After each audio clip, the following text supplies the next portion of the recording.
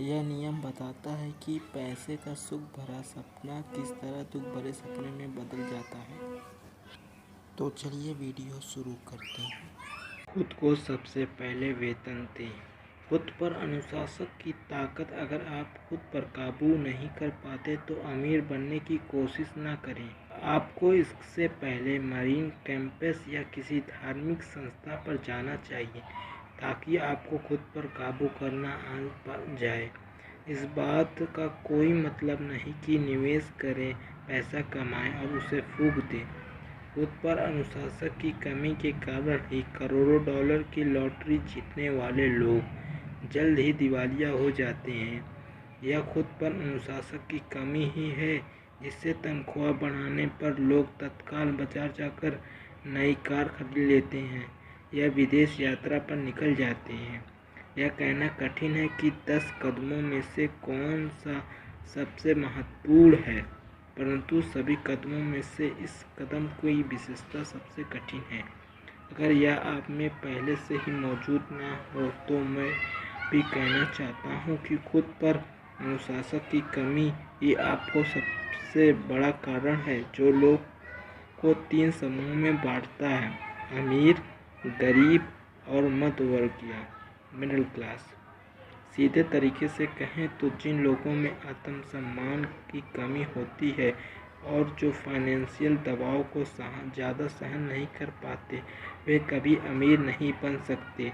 और कभी नहीं का मतलब कभी नहीं। जैसे मैंने पहले बताया था, मैंने अपने अमीर डैडी से यह सबक सीखा था कि दुनिया आपको इधर उधर ढकेलेगी। दुनिया के लोग इधर उधर धकेलते हैं तो इसलिए नहीं क्योंकि बाकी लोग गुंडे होते हैं, बल्कि इसलिए क्योंकि आप में आंतरिक नियंत्रण और अनुशासन की कमी होती है। जिन लोगों में आंतरिक सहन शक्ति की कमी होती है वे अक्सर उन लोगों के शिकार हो जाते हैं जिनमें आत्मविश्वास होता है। मैं जिन व्यवसायी और कक्षाओं में पढ़ाता हूँ वहाँ मैं लोगों को लगातार याद दिलाता हूँ कि वे अपने सम्मान या सेवा पर अपना ध्यान केंद्रित करें। ये रॉबर्ट कियोसाकी का कहना है।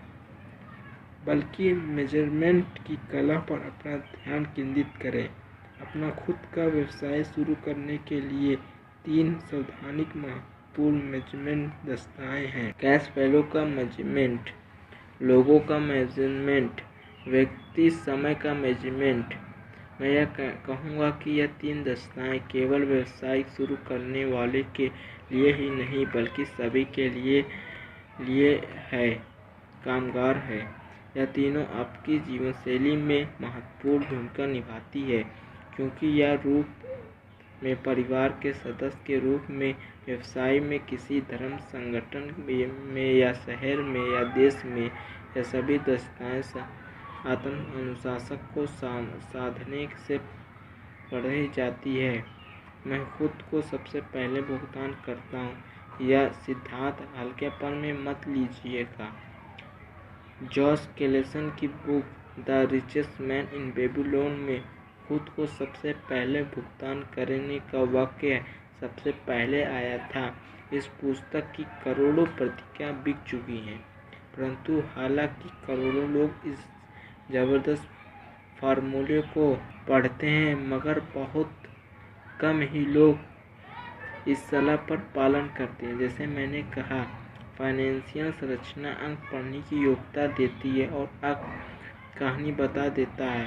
किसी आदमी के इनकम स्टेटमेंट और बैलेंस शीट देखकर मैं तत्काल यह देख सकता हूँ कि लोग खुद को सबसे पहले भुगतान करने का सिद्धांत का राग लगाते रहते हैं, वे दरअसल इसका कितना पालन करते हैं।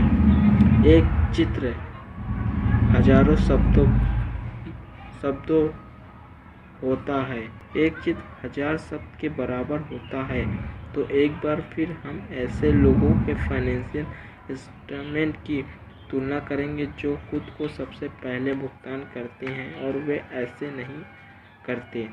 वे लोग जो खुद को सबसे पहले भुगतान करते हैं, पहले वो रोजगार से कमाते हैं जिसे आय कहते हैं, फिर वो अपना टैक्स, किराया, भोजन वगैरह पर खर्च करते हैं। फिर बचा हुआ पैसा संपत्ति में निवेश कर देते हैं, जो फिर जाकर उनकी आय का साधन बनता है। इसे चित्र का अध्ययन करें और देखें कि क्या आप कुछ अंतर पकड़ सकते हैं। इसके लिए कैश फ्लो की समझ जरूरी है, जिससे कहानी बताई जाती है। ज़्यादातर लोगों को अंक दिखते हैं और कहानी को अनदेखा कर देते हैं। अगर आप सचमुच कैश फ्लो की ताकत को समझना शुरू कर देंगे तो आपको जल्द ही यह पता चल जाएगा कि अगली पृष्ठ पर दिए गए चित्र में कहाँ गड़बड़ी है। याद रखें दोस्त, दुनिया में 7 अजूबे हैं, मगर आइंस्टाइन का कहना है कि 8वां अजूबा कंपाउंडिंग है और रॉबर्ट कियोसाकी का कहना है कि 9वां अजूबा कैश फ्लो है और इसे हल्केपन में ना लें। चलिए हम लोग अपनी कहानी की तरफ आते हैं। और 90% लोग क्यों ज़िंदगी भर कड़ी मेहनत करते हैं और उसके बाद उन्हें सोशल सिक्योरिटी जैसे सरकारी मदद की ज़रूरत क्यों होती है। क्या आप इसे देख सकते हैं? पिछली पृष्ठ पर दिए गए हुए चित्र उस व्यक्ति के काम दर्शाते हैं जो खुद को भुगतान सबसे पहले करता है। हर महीने अपने मासिक खर्च को भुगतान करने से पहले वे अपनी संपत्ति वाले कलम में पैसा डालता है। हालांकि करोड़ों लोगों ने कैलसेस की पुस्तक पढ़ी है और खुद को सबसे पहले भुगतान करने का सिद्धांत समझा है, परंतु हकीकत में वे खुद को सबसे आखिर में भुगतान करते हैं। अब मैं आप में से उन लोगों की चीख पुकार सुन सकता हूँ जो अपने बिल्स का भुगतान सबसे पहले करने में गंभीरतापूर्वक विश्वास करते हैं, और मैं यह भी सुन सकता हूँ कि सभी जिम्मेदार लोग अपने बिल समय पर चुकाते हैं। मैं यह नहीं कह रहा कि आप गैर जिम्मेदार हो जाएं या अपने बिल को भुगतान न करें। मैं सिर्फ यह बताता हूँ कि आप वही करें जो यह पुस्तक आपको सिखाती है, यानी रिच डैड पुअर डैड, यानी खुद को सबसे पहले पैसा दें। और पिछली पृष्ठ पर दिए गए चित्र इसी सिद्धांत का सही लेखा चित्र है, जबकि बाद में आने वाली चित्र पूरी तरह से गलत है। दूसरा चित्र, ऐसा व्यक्ति जो हर एक को पहले चुकाता है, आखिर में उसके पास अक्सर कुछ नहीं बचता। जैसे कि नौकरी से उसने कमाया, फिर उसके बाद वो आया, टैक्स दिया, किराया दिया, भोजन खाया और सबसे पहले ये सब किया और उसका पैसा बाहर चला गया। फिर अगले महीने कमाया, टैक्स दिया, किराया दिया, भोजन किया, फिर चला। वो ऐसे ही रेल रेस में फंसा रहेगा। ये दोनों चित्र में आपको क्या गड़बड़ी दिख रही है, हमें कमेंट करके ज़रूर बताएं। आगे की वीडियो अगले एपिसोड में।